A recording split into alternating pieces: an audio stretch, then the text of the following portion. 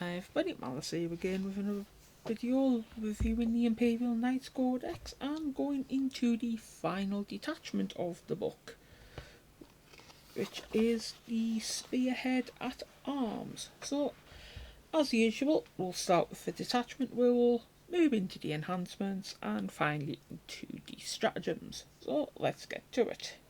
First off, the detachment rule. Knightly teachings.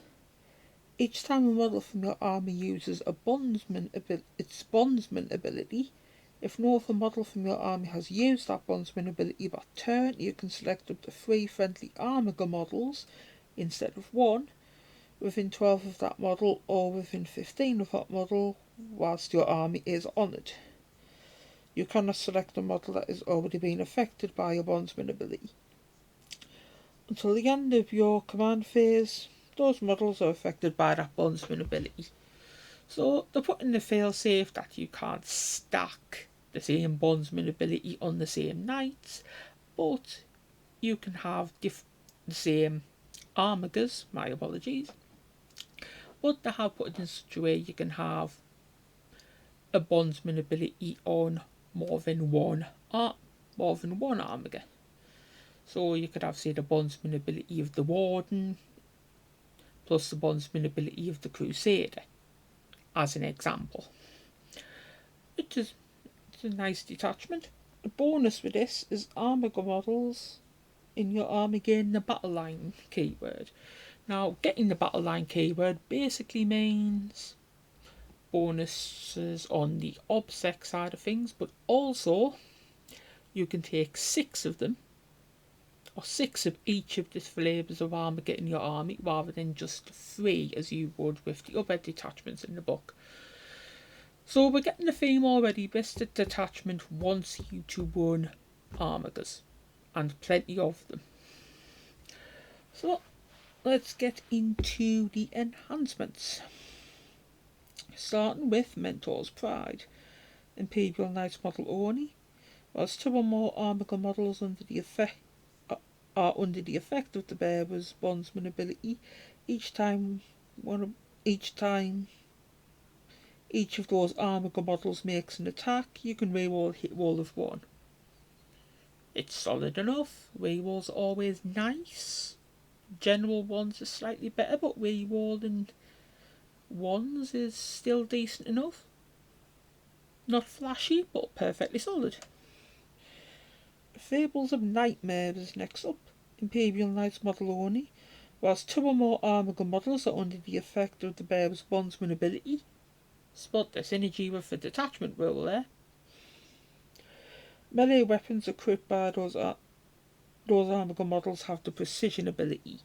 Now this wants you to use thermal spear and mini reaper chainblade armigers, because then those mini chainblades get precision, meaning you can hit what you want. So if there's a nice juicy character in that unit, say, you can direct those chainblade attacks to take that down rather than having to cut down all the troops around to get to that character.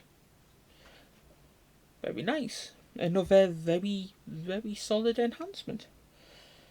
Next up, we have Tales of Heroism.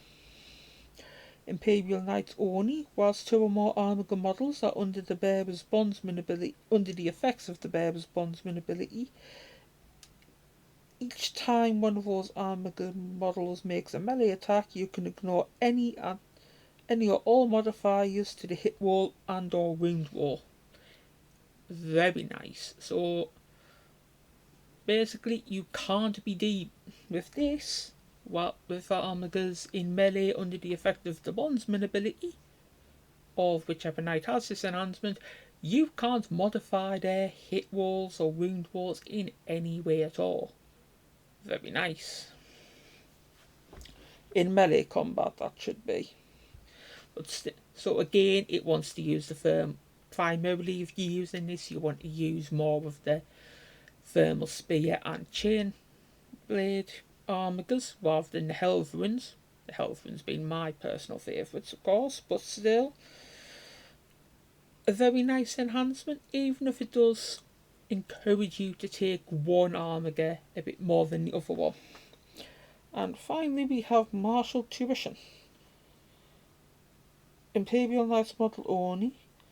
Whilst two or more Armiger models are under the effect of the bearer's bondsman ability, again, spot the common theme of the detachment will running in with these enhancements. Once per turn you can target one of those Armiger models with the counter-offensive stratagem for 0 CP. 3 stratagems are always nice. I personally think this one is the weakest enhancement of the 4, but it's still reasonable. You can make a case for it. But all in all, from the detachment rule to the enhancements, the clear theme is you want to be winning Armigers. And as many of them as you can fit into your list. So, let's move into the stratagems. As per usual with these, unless I specify otherwise, the stratagems all cost 1 command point. So let's start with Virtue of Courage. Use it to start with the fight phase on an Armiger model from your army or 1 Imperial Knights Titanic model from your army, and 1 or more friendly Armiger models affected by that model's bondsman ability. Bit wordy, but I think you get the gist. Select 1 enemy unit until the end of the phase. Each time one of your Armiger models makes an attack against that enemy unit, add 1 to the hit roll. So you could synergise this with Mentor's Pride if you wanted. If you roll a 1, you can re-roll it, but you get a +1 to the hit roll. Or you could put it with equally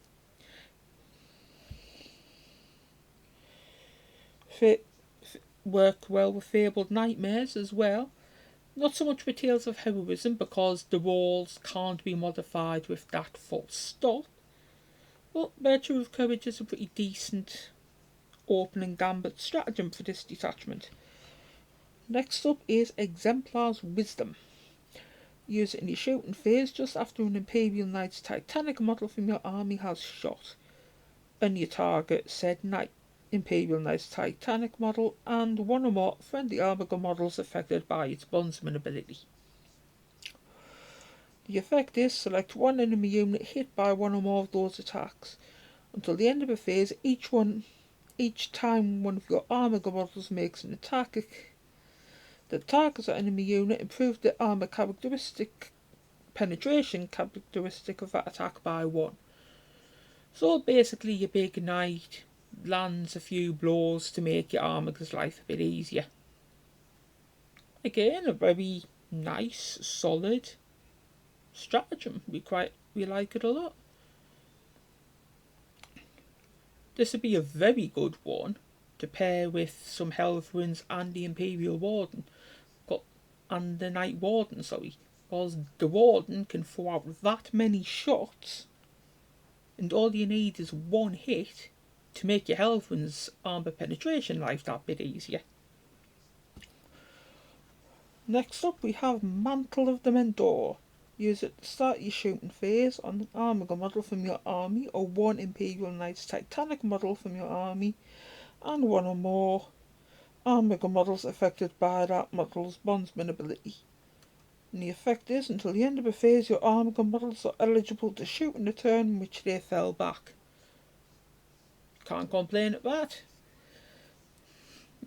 You can fall back from a fight you don't want any of them to be in, and you can land a few pot shots on the way. We like it. Again, another very solid stratagem.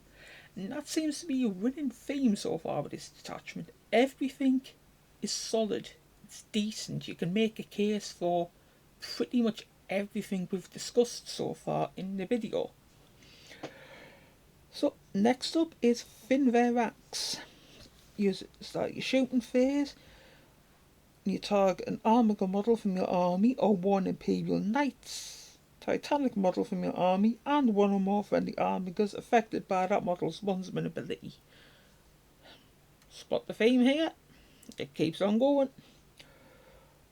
Until the end of the phase, range models equipped by your Armiger models have the Rapid Fire 1 ability. Now this is nice for both flavours of armour. Now, in case of rapid fire, you get an extra shot at the half range of your ranged weapon. So it's beneficial for the Helverins because they can get an extra shot and still keep an enemy at arm's length. For the thermal spear and chainglaive knights, you get an extra shot of thermal spear on something with some heavy armour to crack it a bit more. Win-win all round, and again fits into there. You can make a case for everything in this detachment mould, and that's pretty much been the story of it. Everything's had a place, everything can be made a case for, everything is somewhat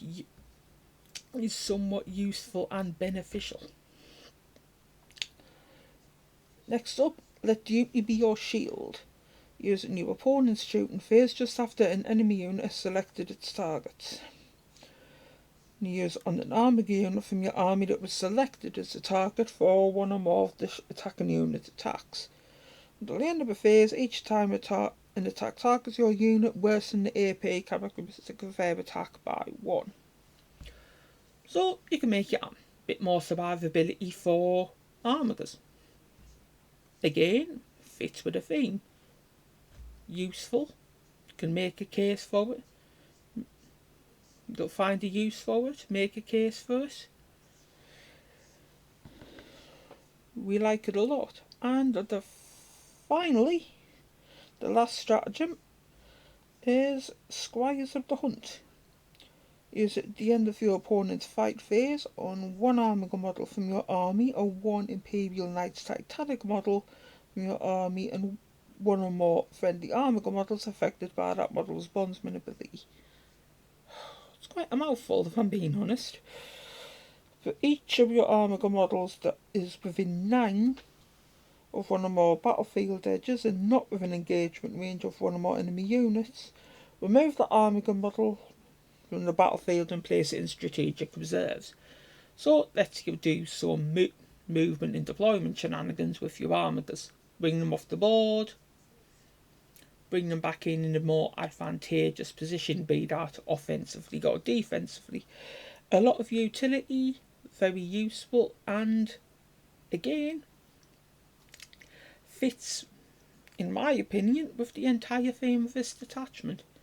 Nothing is entirely meh or pointless. You can make a case for all the enhancements. You can make a case for all of the stratagems being useful. This is my favourite detachment in the book.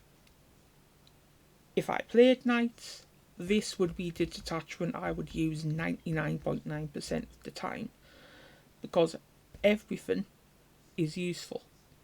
Doesn't matter what enhancement you take, all the stratagems are useful, the detachment rule's good, your armourers get battle lines, you can bring more of them. There's nothing at all bad about this detachment, so it easily takes the mantle of my favourite in the book. And that brings an end to our detachment reviews of the Imperial Knights Codex. So, which one is your guys' favourite? And what do you think of the Spearheaded Arms? As always, let me know in the comments, and until the next video, I shall catch you guys later. Bye!